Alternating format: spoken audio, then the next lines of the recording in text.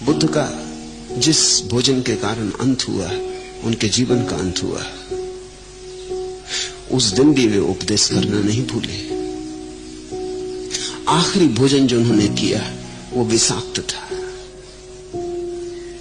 जिसने बुलाया था वो बहुत गरीब आदमी था, इतना गरीब आदमी था कि बाजार से हरी सब्जियां भी खरीद नहीं सकता था।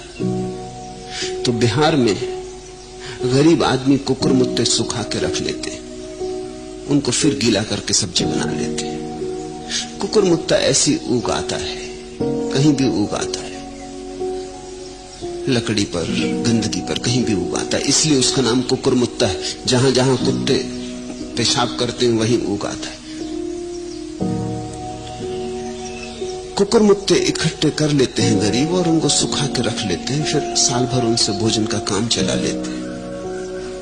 कभी कभी कुकुरमुत्ते विषाक्त होते हैं, अगर विषाक्त भूमि में या किसी विष के करीब पैदा हो गए। इस गरीब आदमी ने बुद्ध को निमंत्रण दिया, उसके पास कुछ भी न था, कुकुरमुत्ते की ही सब्जी बनाई थी। बुद्ध ने चखी तो वो कड़वी थी। बात तो साफ हो गई कि वो विषाक्त है, लेकिन वो सामने ही पंखा चल रहा है और उसकी आंखों से आनंद के अश्रु बह रहे हैं और उसके पास कुछ और है भी नहीं। और उसे ये कहना कि तेरा भोजन विषाक्त है, उसके हृदय को बुरी तरह तोड़ देना होगा। इसलिए बुद्ध चुपचाप बिना कुछ कहे वो विषाक्त भोजन कर लिए। भोजन के करते ही विष फैलने लगा, लेकिन उस दिन, उस आखिरी दिन भी वे उपदेश देना नहीं भूले। और पता है उन्होंने उपदेश क्या दिया?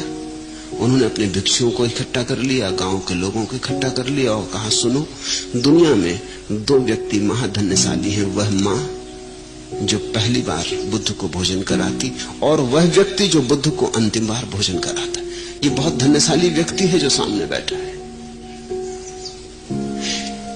इसने इतना पुण्य अर्जन किया है तुम कल्पना न कर सकोगे। और जब भिक्षुओं को पता चला बाद में, जब वैद्य आया और उसने बताया कि तो विषाक्त भोजन था, बचना मुश्किल है,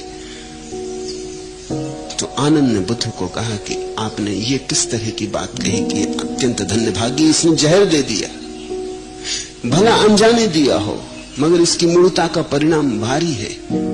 बुद्ध ने कहा, इसलिए मैंने कहा, अन्यथा मेरे मर जाने के बाद तुम पागल हो जाते, उसे मार डालते। उसकी पूजा करना, क्योंकि अंतिम जिससे भोजन ग्रहण किया बुद्ध ने वो उतना ही धन्यभागी है जितना जिससे प्रथम किया। ये दो भोजन, पहला और अंतिम, तुम उसकी पूजा करना। आनंद उसने तो प्रेम से दिया है, प्रेम से दिया गया जहर भी अमृत है।